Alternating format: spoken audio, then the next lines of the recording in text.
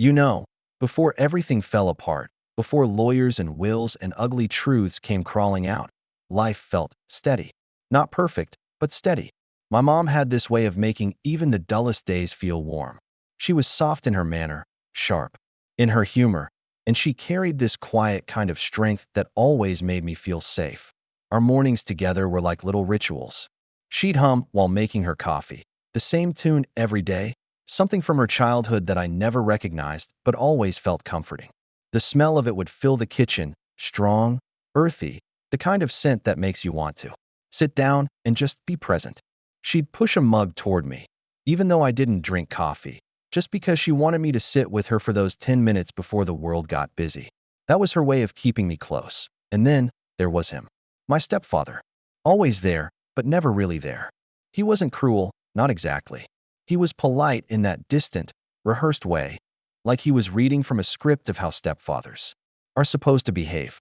He'd sit at the other end of the table, newspaper spread wide, glasses perched on his nose, acting as though the world on those pages was far more interesting than either of you asked. It wasn't tension you could cut with a knife. It was quieter than that, like a draft slipping through a cracked window. You couldn't always see it, but you felt it in your bones. He wasn't part of us. Not really. I still remember one Sunday morning, the last one before my mom got sick. She was laughing at something I said, head tilted back, that carefree sound that always made me laugh too. And then, in the corner of my eye, I caught him watching. Not smiling, not joining, just watching. It was the kind of look that made my stomach twist, though at the time, I brushed it off. I thought maybe he was just tired, or jealous of not being in on the joke. But looking back now, I see it for what it was. He never liked how close I was to her. He wanted her world to orbit him. But it didn't. It orbited us. Back then, though, I didn't think too much of it. I thought we were solid. I thought those small, ordinary moments with her were unshakable. I thought family meant something. But as I learned later, family, to him, was just another thing to control.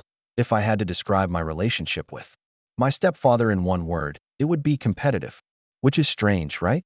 I mean, he was supposed to be the adult, the one guiding, protecting, maybe even teaching me something about life.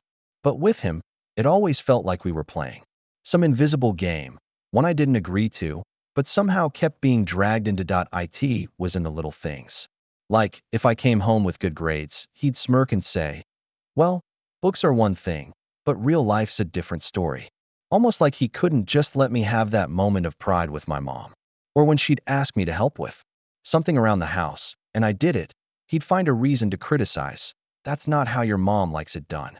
Always that tone, clipped and sharp, like he was making sure I knew I was never quite enough. And my mom, she noticed. I could see it in the way her smile faltered, how she'd quickly smooth things over, change the subject, pull me back into her light so I wouldn't feel the sting. But I always did. I just pretended I didn't. There was one memory that's been replaying in my head ever since all this happened. A rainy evening. The three of us were in the living room, the windows streaked with water, the TV murmuring some random sitcom. My mom sat close to me, curled up with a blanket, her head resting lightly against my shoulder. It was one of those moments that felt safe, intimate, like it was just me and her against the whole world. And then he walked in. He stood there for a second, watching, before sitting down on her other side, almost slamming himself between us. He didn't say anything, didn't even acknowledge me, just stretched out his arm, draped it over the back of the couch, and stared at the TV like it was the most fascinating thing he'd ever seen. My mom shifted uncomfortably, her head lifting from my shoulder. The warmth I'd been feeling slipped away, and suddenly I was just there. Unwanted at the time, I told myself I was being dramatic, that maybe he just wanted to sit next to his wife. But looking back, it's clear he was staking territory, drawing invisible lines, marking space that he thought belonged to him alone. I never confronted him. I don't think I ever really let myself admit what I felt, that he saw me as a threat, not a child, not family, a rival, and rivals, in his world, weren't meant to win. The last days with my mom still feel like a blur, and yet, certain moments are burned into me so vividly it's like they happened yesterday. It's strange how grief works. Whole weeks slip away in fog, but then one small detail, the way her hand felt in mine, or the sound of the oxygen machine in the corner comes back like a knife to the chest. When the doctors first said the word terminal, my world tilted. But my mom, she didn't flinch. She looked at me with that same calm strength she always had and said, "Don't worry, sweetheart. I've already made sure you're taken care of." I remember clinging to those words, like if I held on to them tight enough, maybe I could anchor myself through the storm that I in those final weeks. I spent every moment I could with her, sitting by her bedside, brushing her hair back when it fell into her face, reading to her when her eyes got too tired. She'd smile faintly, close her eyes, and sometimes hum that little tune she always hummed in the mornings. It made the room feel alive, even when everything else felt like it was shutting down. And then there was him, my stepfather. He was always around, but never present.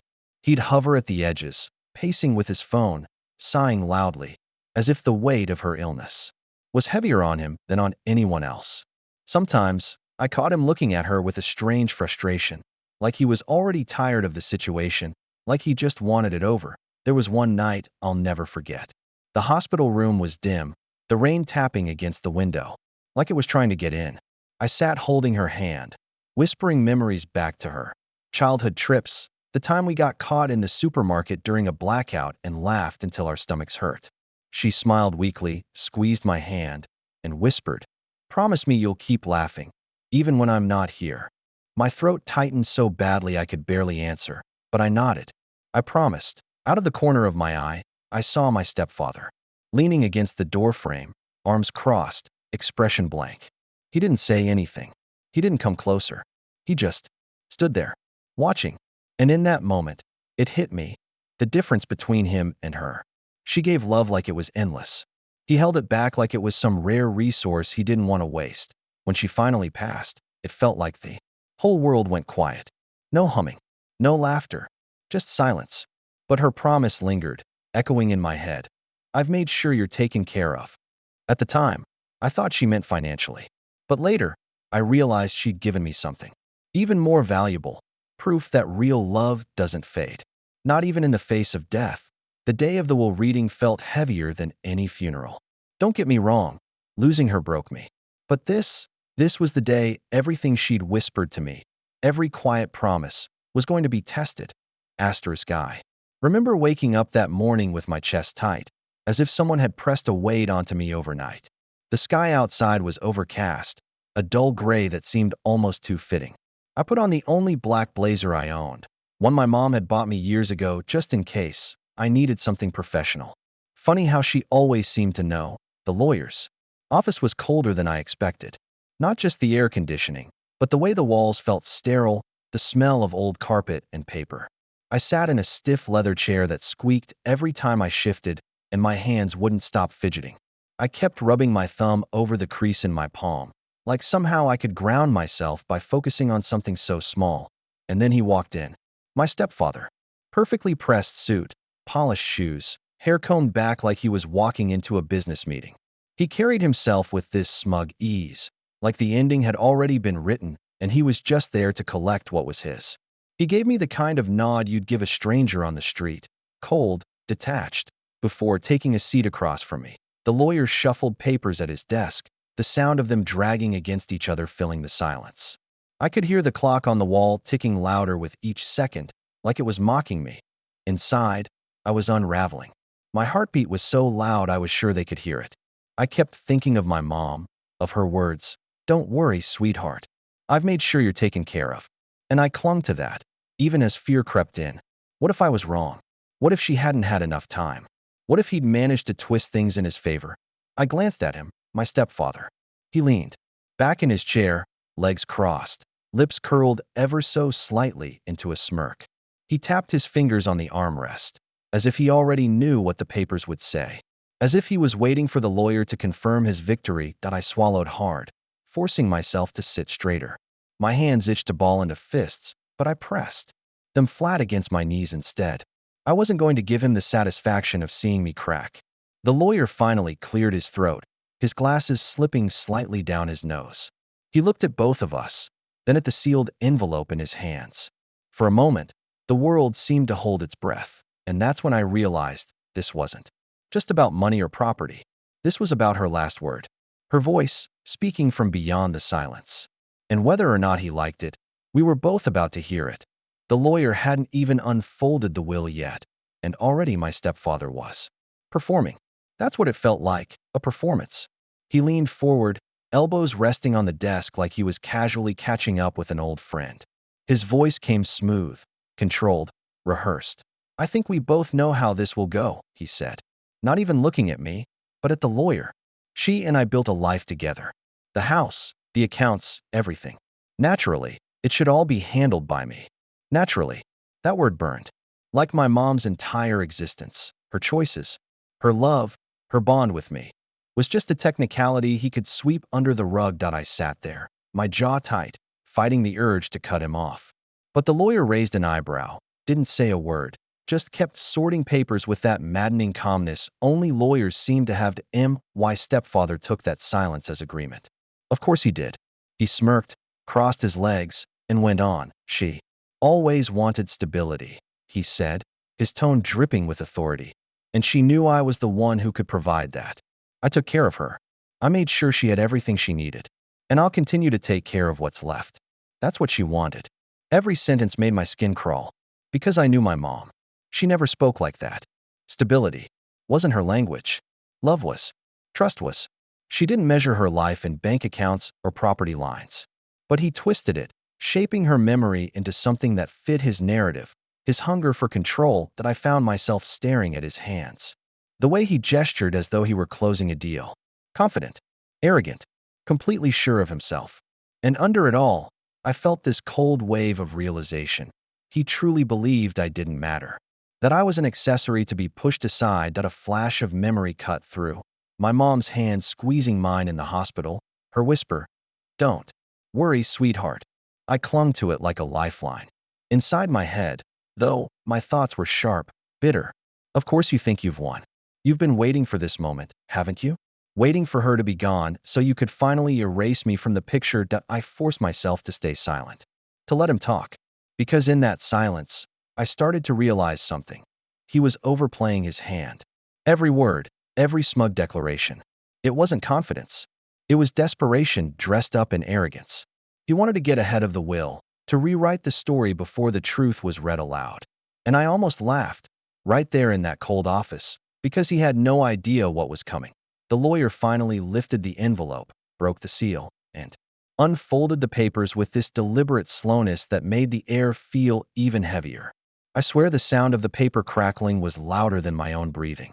My stepfather leaned back in his chair like he was watching a movie he already knew the ending to. Me? My stomach was a knot of dread and hope fighting each other for space. The lawyer cleared his throat. "This is the last will and testament of," and he said my mom's name in that sterile, professional tone that still managed to cut through me like glass. For a moment, I almost forgot where I was. My chest tightened hearing her name in that context. Legal, final, cold. Then, the words began. At first, it was the standard stuff. Legal language. Statements of intent. My stepfather's smug grin didn't waver. He even glanced at me once, the corners of his mouth twitching like he was suppressing a victorious smile. But then, everything shifted. The lawyer adjusted his glasses and read, "To my beloved child, I leave the family home, as it has always been theirs to return to. I leave the savings account we built together, and I leave the personal belongings that carry the memories of our life." I froze. For a second, I thought I'd misheard. The house, the savings, the memories? I felt this rush of warmth in my chest, like she was right there, reaching across the silence to hold me one last time. And across from me. His smile faltered, just slightly at first, but then it cracked. His brows furrowed, his lips pressed into a thin line, and he shifted in his seat. For the first time that day, he didn't look like the man in control. He looked rattled. The lawyer continued, almost with a subtle emphasis now.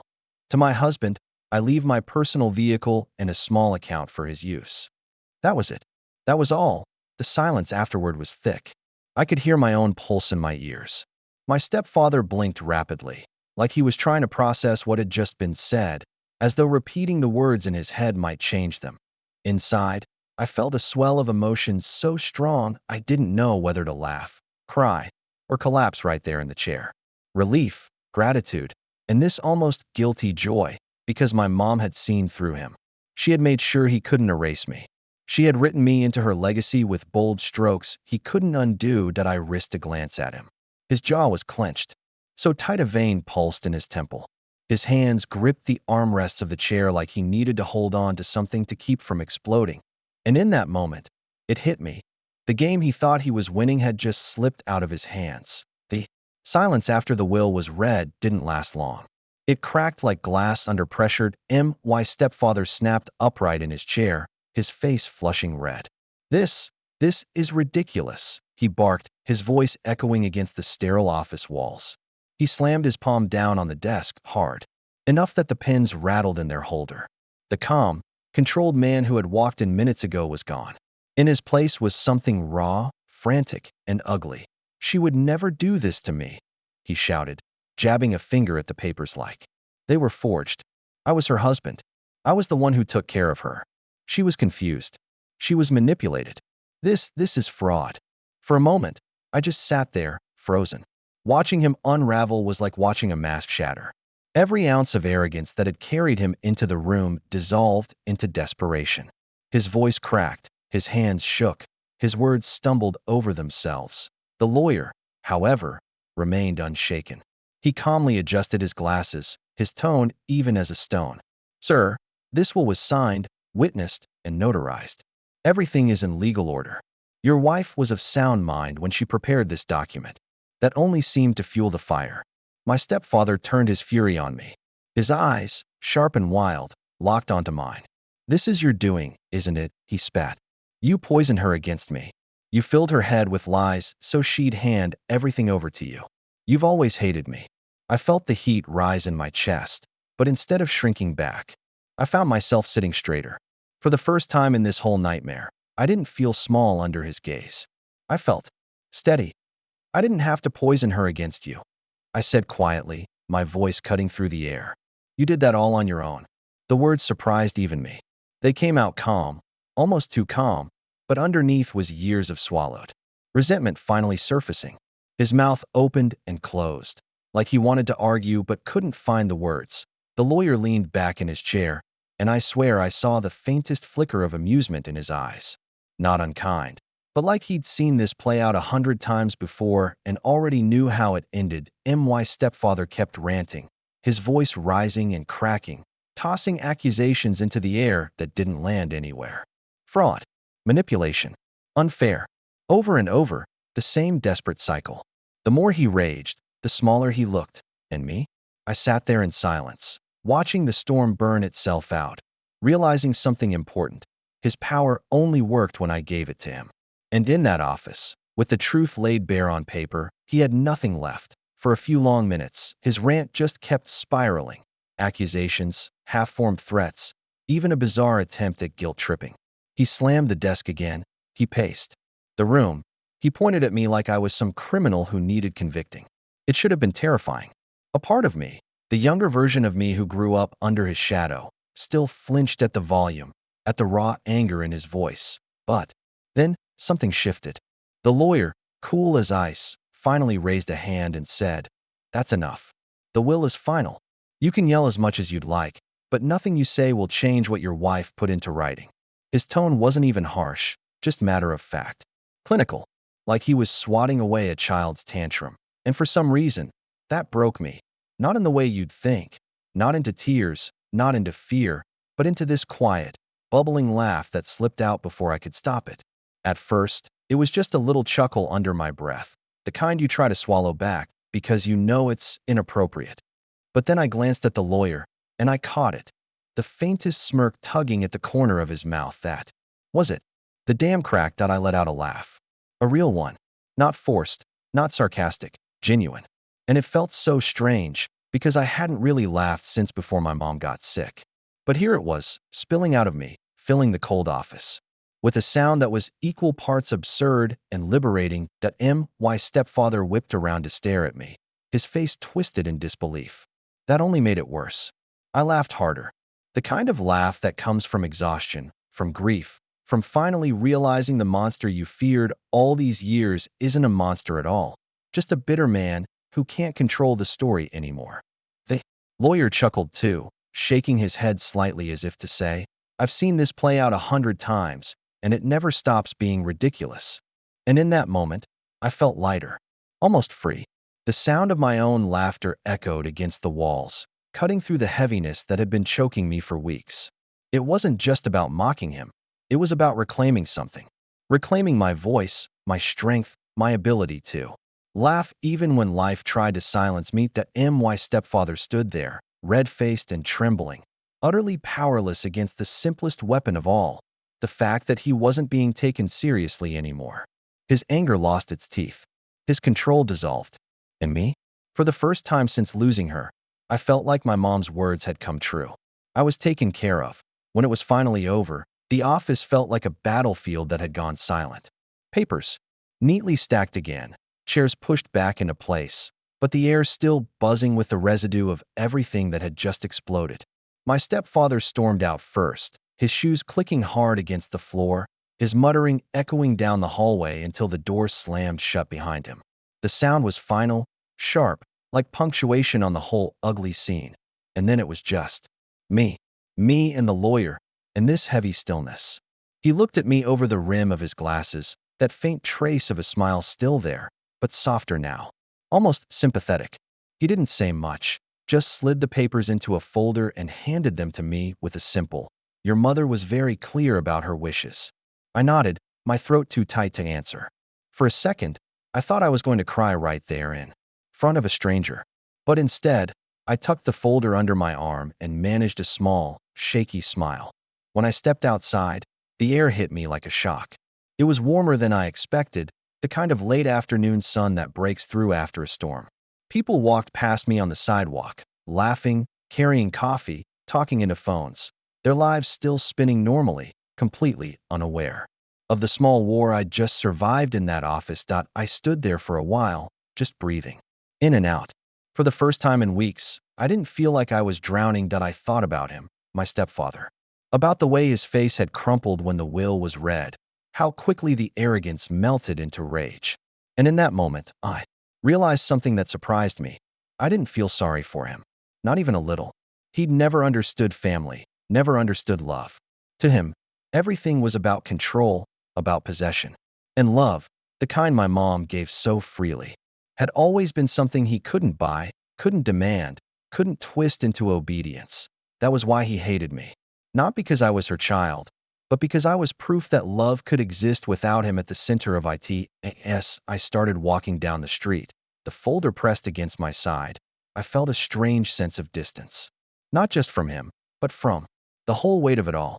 Like I was finally stepping out of a shadow I didn't even realize I'd been living under. And for the first time since she passed, I felt the smallest flicker of peace. In the weeks after the will reading, life slowly settled into this strange new rhythm. The grief was still there, it always would be, but something inside me had shifted. For the first time, I wasn't carrying her absence and his shadow at the same time. One had ended, and the other, well, the other had been broken apart. In that office, the moment her words were read aloud, I found myself going back to the house more often. At first, it was painful, walking through rooms still carrying her scent, still echoing with her laughter if I let myself remember hard enough. But over time, it began to feel like a gift instead of a wound. I'd sit at the kitchen table, with a mug of tea, close my eyes, and almost hear her humming that same little tune she always hummed in the mornings. For a few seconds, it was like she was still with me, and maybe, in some way, she was. There were moments I caught myself replaying. That day at the lawyer's office, the fury in his eyes, the way he stormed out, powerless, and then the laughter, mine and the lawyer's, cutting through all that bitterness like sunlight breaking through clouds. It made me realize something. Sometimes strength isn't loud or dramatic. Sometimes strength is just surviving the storm, sitting through the shouting, and still being able to laugh at the end. I thought about my mom a lot during those quiet nights. About how, even at the end, she was still protecting me. She didn't just leave me a home or money or belongings. She left me proof. Proof that her love was stronger than his greed. Proof that even death couldn't silence her voice. Proof that I was never as alone as he wanted me to believe, and that knowledge, It healed something in me. Moving forward didn't mean forgetting. It meant carrying her with me in ways he could never touch. In the smell of coffee in the morning, in the sound of rain tapping against the window, in the promise she made when she held my hand in the hospital. Keep laughing, even when I'm not here. I'm still learning how to do that. Some days are easier than others. But I know now that she made sure I'd have the space and the freedom to find that laughter again. That in the end, my stepfather lost the only battle he ever cared about. And I gained the only thing that mattered, the certainty that my mother's love was, and always will be, louder than his greed.